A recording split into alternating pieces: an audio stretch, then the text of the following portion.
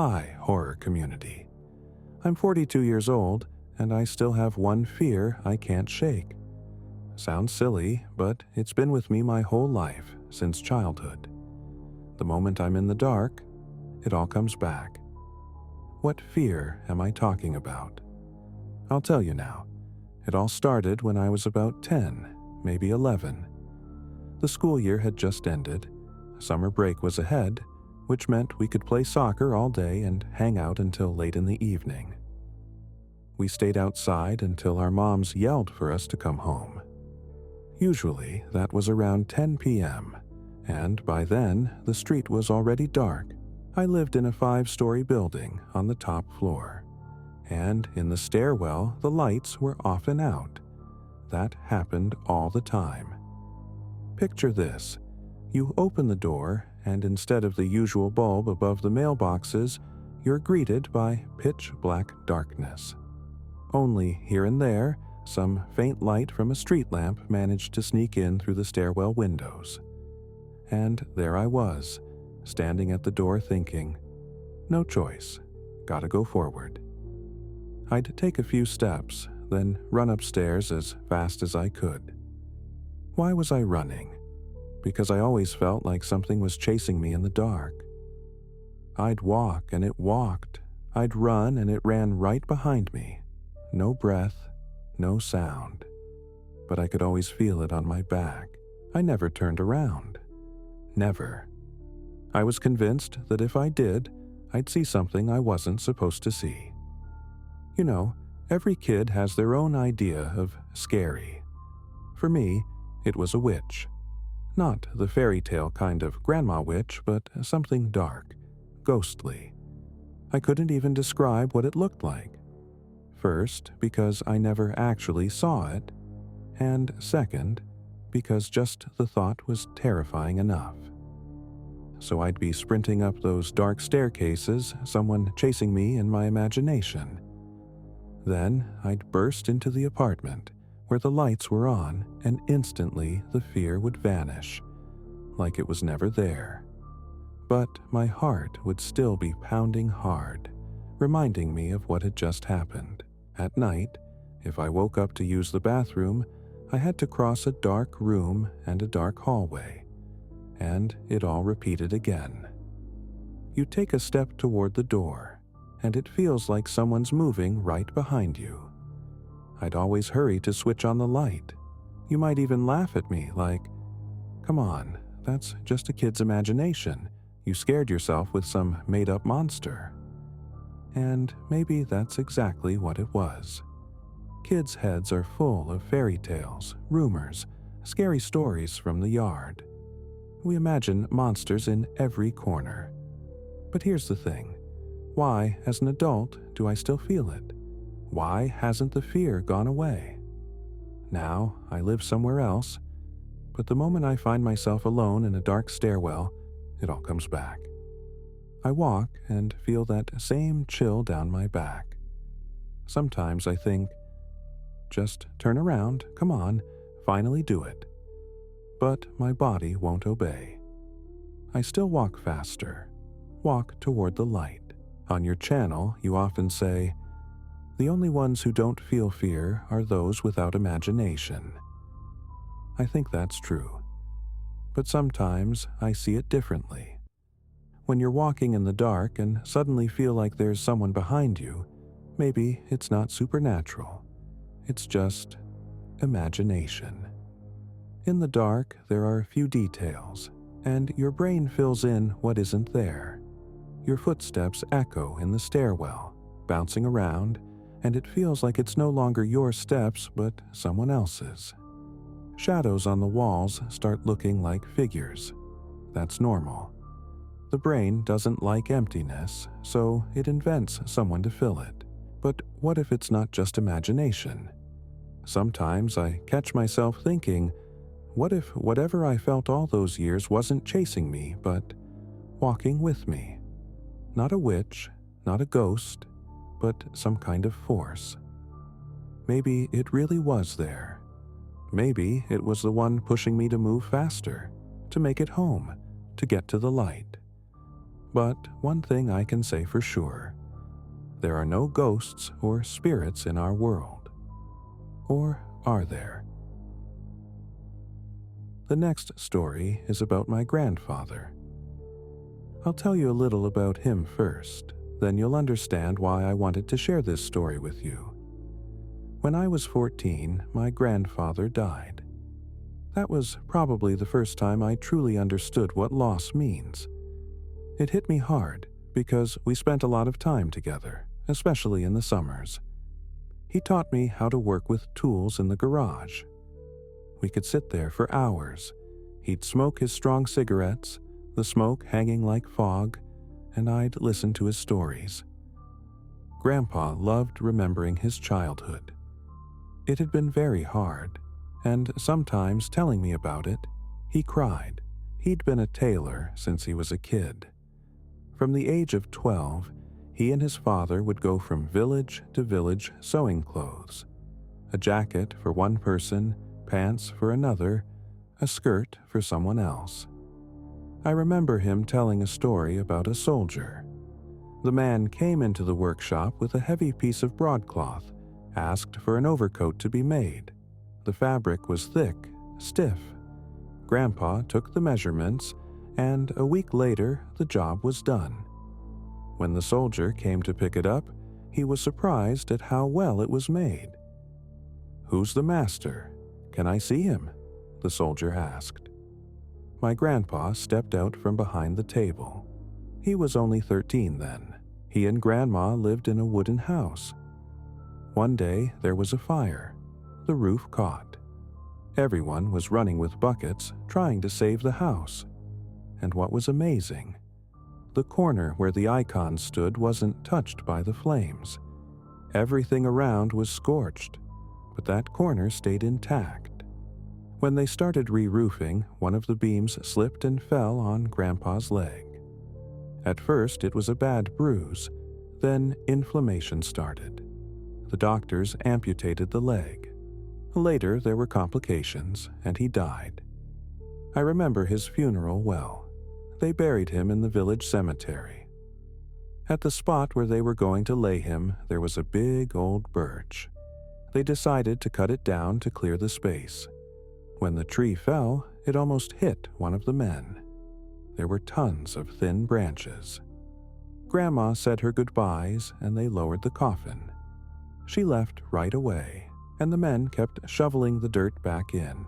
A couple of days later, she had a dream. In the dream, Grandpa came and said, "Zoya, why did you put me in the trash? I'm so uncomfortable here." She woke up, sat on the bed, and couldn't understand. What trash? Everything had seemed fine. The next day, she told the dream to her son, and he said, "When they cut down the birch, there were branches everywhere. When they buried the coffin, some got shoveled in with the dirt." But the strange thing was, Grandma hadn't known that.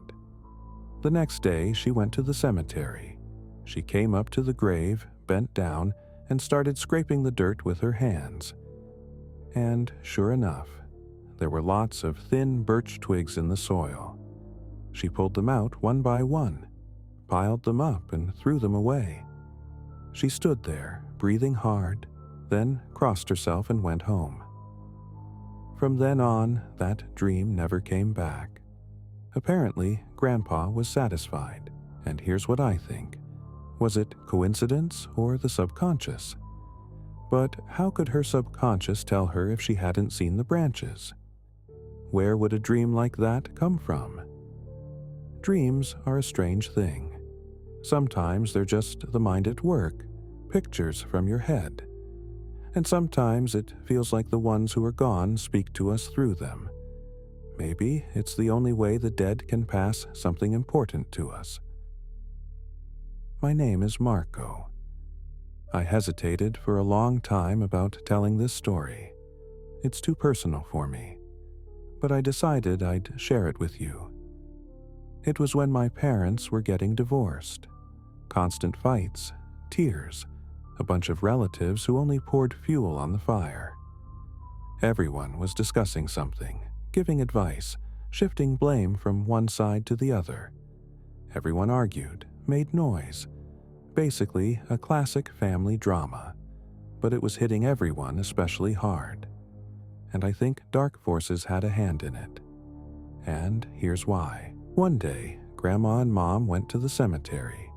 They needed to tidy up my grandpa's grave. Grandma always did it herself. Straighten the flowers, wipe the headstone, pull the weeds. This time, they went together. Grandma was cleaning like usual, and Mom stood nearby. While loosening the soil, Grandma suddenly found a little envelope, barely buried in the dirt on the grave. The envelope was folded from a glossy magazine page. "What's this doing here?"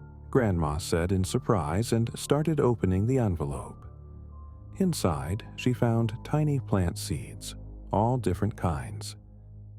But what is an envelope with some seeds doing in Grandpa's grave? And who put it there? And what were they trying to do? It felt like someone had deliberately gathered the seeds, buried them, and left them. Grandma started unfolding the envelope, and at that exact moment, as soon as she opened it, Mom got sick. She turned pale, staggered, and literally collapsed to the ground. "Daughter!" Grandma shouted, rushing to lift her. "What's wrong? What happened?" Mom only managed to exhale. I feel sick." Grandma didn't hesitate. She threw those seeds away, grabbed Mom by the arm, and practically dragged her. There was a small church by the cemetery. They barely made it. Inside, it was quiet, and it smelled of wax. Grandma led Mom straight to the holy water, washed her face, crossed her, and said a prayer. They called a cab and went home. They got home quickly, and only there did Mom start to come back and feel better. I didn't know this story myself until recently. Only now did Mom tell it to me. She's sure it wasn't a coincidence, that someone had deliberately spoken over those seeds, put a curse on them. There's no other way to explain it, she says. Either spiteful relatives or some other ill-wisher who's somehow tied to dark forces from the other side. It's good that it all ended well and nothing terrible happened. And here's what I think. Maybe there really is some invisible force capable of doing bad things. We don't see it, but it shows up like this, through random objects left where they don't belong. So it's better to be careful with unfamiliar things and not pick them up. You never know what kind of energy they might carry. Hi everyone, my name is Andres. I'm 35. I have one childhood memory I still hold on to. It happened when I was 12. I got seriously ill. The illness was draining the life out of me. First, they admitted me to the hospital for tests, then for treatment. The doctors couldn't even make a diagnosis. They tried everything. Changed medications, consulted doctors from other hospitals, but nothing helped. They just exchanged looks and told my mom vague things that only made it scarier. And with each passing day, I felt worse and worse. I remember lying in the ward, staring at the gray ceiling. The doctors couldn't do anything, and I was losing hope and the will to live. In moments like that, you feel the approach of death especially sharply. The machines beeped from time to time and got on my nerves, along with the ticking of the wall clock. And my mom sat next to me. She held my hand, stroked my fingers, smiled as best she could. But I could see that smile cost her a lot. One day, I told her straight, "Mom, I understand that I'm very sick. I feel like I'm going to die soon." I said it calmly, without hysteria.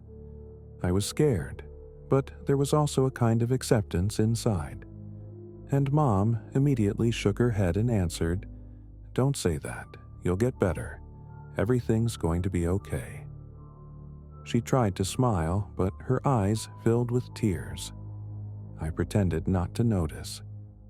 And a few minutes later, she stepped out into the hallway. I knew, so she could cry where I wouldn't see. I remember it was a Wednesday night, December 11th. I was almost asleep when the door to the ward opened a crack. I figured it was a doctor, but something was off. He didn't speak to me, didn't check the IV. First, he stood by my bed, then he came closer, straightened my blanket, and placed his palm on my head. I immediately felt warmth spread through my whole body. I tried to make out his face, but I couldn't. Everything was kind of indistinct and fuzzy. I could only see a silhouette and some light-colored clothing. The room suddenly got so quiet it felt like time had stopped. Then he turned toward the door. And that's what I remember best. When the door opened, light poured into the room. Bright, unusual. It flooded the entire ward. He walked out, the door closed, and the light vanished. Everything went back to normal. The IV, the ticking clock, the darkness outside the window. In the morning, I woke up with a completely different feeling in my body. I could breathe easier, I was hungry, I even gave my mom a real smile. The doctors were surprised. The meds that hadn't worked before suddenly started helping. They talked about an unexpected reaction of the body, but I knew it wasn't just that. I told Mom about the night doctor. She listened carefully, then quietly said, "I've been praying for you all these days, son." Maybe that wasn't a doctor. Maybe your guardian angel came to you. I remember those words just like I remember that bright light. Years passed. I grew up and learned to look for logical explanations. Some would say it was a dream, a fever hallucination. Maybe, but I remember it as something real. And every time I think about that night, I come back to one feeling. I wasn't alone. Someone came, didn't say a word, but gave me the strength to live. Maybe each of us has a guardian angel. We don't see him, don't know when he's near. But sometimes he opens the door, and then the light enters the room. Hope you enjoyed these stories. Subscribe so you don't miss the next ones. And remember, the only ones who never fear are those without imagination.